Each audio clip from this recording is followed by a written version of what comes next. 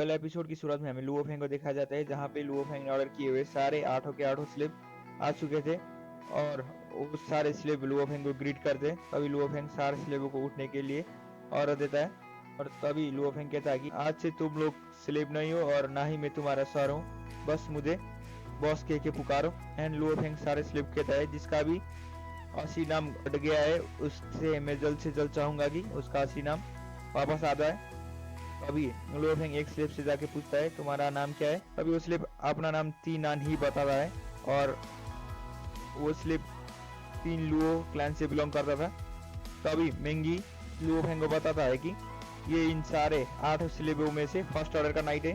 तभी ये सुन के लुओ फेंग सोचता है कि 3 लुओ क्लैन इस यूनिवर्स का सबसे वीक क्लैनों में से एक है, बट भी इस बंदे ने इस लेवल तक प्रैक्टिस किया है कि वो स्टार लेवल 9 तक पहुंच गया। तभी लुओ फेंग दूसरे स्लेब को देखते हुए कहता है, मेंगी से पूछता है कि ये तुम्हारे क्लान से बिलोंग करता है ना। तभी मेंगी हाँ में जवाब देता है। अभी उसका नाम एंगू बताता है एंड ये एक बेमेंग क्लैन का एक फेमस वॉरियर भी होता है एंड ये मेंगी से थोड़ा कॉम्बैट एक्सपीरियंस एंड सारे 8 स्लेबों में फर्स्ट ऑर्डर का स्पिरिचुअल मास्टर भी होता है एंड बाकी सारे के सारे स्लेब भी काफी पावरफुल थे। तभी लुओ फेंग सारे लोगों से कहता है कि हम जल्द से जल्द ही एक रेस्क्यू एक्शन करने वाले हैं एंड उस रेस्क्यू एक्शन में सारे के सारे मेंबर काफी इंपॉर्टेंट होने वाले हैं।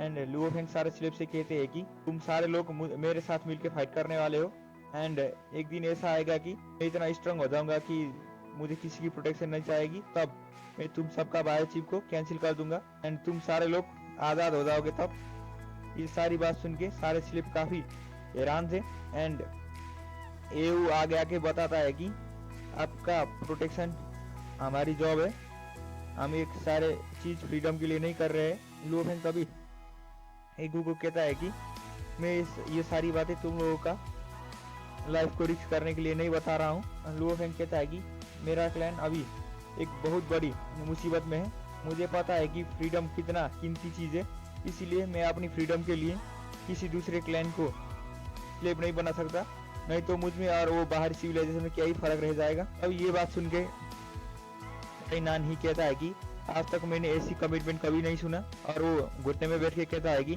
मैं आपको हमेशा फॉलो करता रहूंगा। ये बात सुन के सारे स्लेब भी घुटने में आके कहता है कि हम भी करेंगे। तब ये बात सुन के लुओ फेंग की मिशन में चलने के लिए ऑर्डर देता है। तभी हमें लुओ फेंग को एक शिप में दिखाया जाता है, जहाँ पे वबाता को सुसिन एंड हुआ की लोकेशन को ढूंढने के लिए कहता है। तभी वबाता लोकेशन को ढूंढती है। तभी वो लोकेशन ताराऊ ने क्रिएट किया हुआ एक फेक लोकेशन होता है। तभी ये वबाता को पता चल जाता है और वो उस सिस्टम को हैक करके असली लोकेशन को फाइंड कर लेती है। वो लोकेशन ब्राजील का बेस सिटी में होता है। ताराऊ इस तरफ से गोल्डन एंड बेमुथ को लेने के लिए 12 पीपल के टीम को भेज रहा था एंड वो लोग लुओ फेंग ने भेजी हुई जगह पे 10 घंटे में पहुंचने वाले थे। सीन शिफ्ट होके नोल्सेन क्लैन का लीडर पूरा को दिखाया जाता है, जो अपने चारों तरफ एक काफी सिक्योरिटी लगा के एक मेंशन पे रह रहा था और चारों तरफ काफी एडवांस टेक्नोलॉजी से घिरा हुआ था। तभी हमें ताराबू एंड पूरा को दिखाया जाता है, जो कह रहे थे कि सिक्योरिटी हम घटा नहीं सकते, हम इस वक्त यहाँ पे केयरलेस नहीं हो सकते, जस्ट अपने काम पे ध्यान दो। तभी लुओ फेंग ने भी पूरा का लोकेशन को ढूंढ लिया था, बट वो लोकेशन पे चारों तरफ सेफ्टी स्कैनर लगाए हुए था कि कुछ चीजें आगे नहीं जा सकती। तभी वबाता काफी आसानी से सारे सिस्टम को हैक कर लेती है एंड पूरी की पूरी शिप को ही महल के अंदर लेके चला जाती है। तभी लुओ फेंग की शिप पूरी की पूरी एरिया को स्कैन करके बताता है कि अंदर बस 60 ही लोग हैं एंड होस्टेज की लोकेशन को भी दिखाया जाता है एंड सारे वॉरियर की इंफॉर्मेशन दिखाया जाता है। तभी लुओ फेंग वबाता को सारी कंट्रोल देके खुद रेस्क्यू मिशन पे निकल जाता है। लुओ फेंग के साथ पूरे 8 स्लेब गए हुए थे। तभी लुओ फेंग अपनी मेंटल स्ट्रेंथ से सारे नोसेंट क्लैन के सोल्जर का पोजीशन पता करके एक एक करके अटैक कर रहा था। लुओ फेंग चारों तरफ लगी हुई स्कैनर से बचते हुए आगे निकल रहा था। नोसेंट क्लैन के लीडर को कुछ अजीब होने का एहसास होता है। तभी पूरा सारे सिक्योरिटी अलार्म को ऑन करके ताराओ को जल्दी से जल्दी होस्टेज को वॉच करने के लिए भेज देता है एंड होस्टेज के चारों तरफ सीसीटीवी लगाने को कहता है एंड सारे वॉरियर को कॉम्बैट मोड में आने के लिए कह के चारों तरफ स्कैन करने के लिए भेज देता है। बावाता भी लुओ फेंग ये सारी इंफॉर्मेशन को शेयर कर रहा था।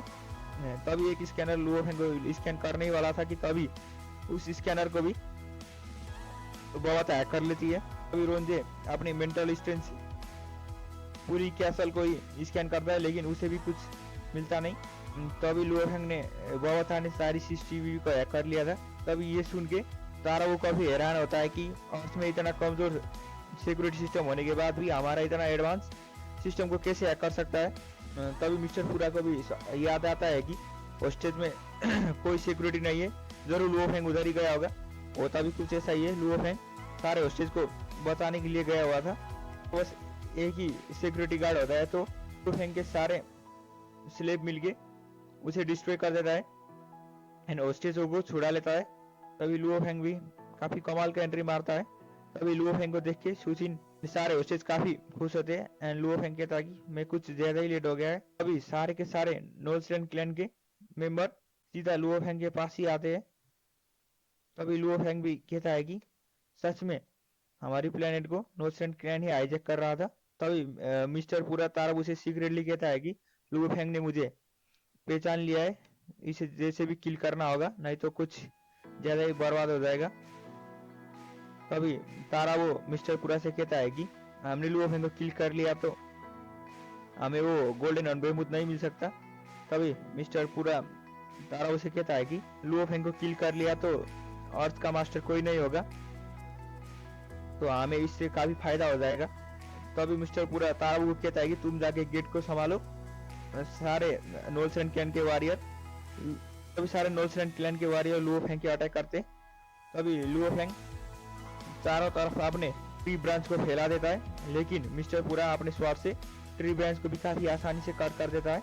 तभी रोंजे सुचिन को अपने मेंटल स्ट्रेंथ से काफी ऊपर उठा देता है, लेकिन तभी रोंजे अपनी मेंटल पावर से सारे होस्टेज को ऊपर उठा देता है। लेकिन जैसे तैसे करके लुओ फेंग ने सारे होस्टेज को बचा लिया था। लेकिन ऊपर जाते हुए तभी ऊपर उसे तारा वो मिलता है जो लुओ फेंग पे काफी हेवी अटैक करते हैं। तभी लुओ फेंग के सारे स्लेब भी नोल्सलैंड क्लैन के वॉरियर पे अटैक करते हैं। तभी तारा वो भी बहुत स्पीड में आके लुओ फेंग को अटैक करता है। लुओ फेंग उस अटैक को ब्लॉक नहीं कर पाता और काफी दूर जाके गिरता है।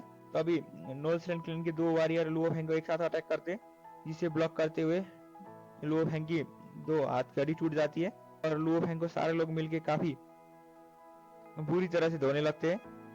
अभी सारे होस्टेज बैठे हुए पत्थर पे लुओ फेंग की मेंटल स्ट्रेंथ काम करनी छोड़ जाती है, सारे होस्टेज नीचे गिरने लगते हैं। तभी लुओ फेंग अपने ट्री वाइन से उनको पकड़ने लगता है।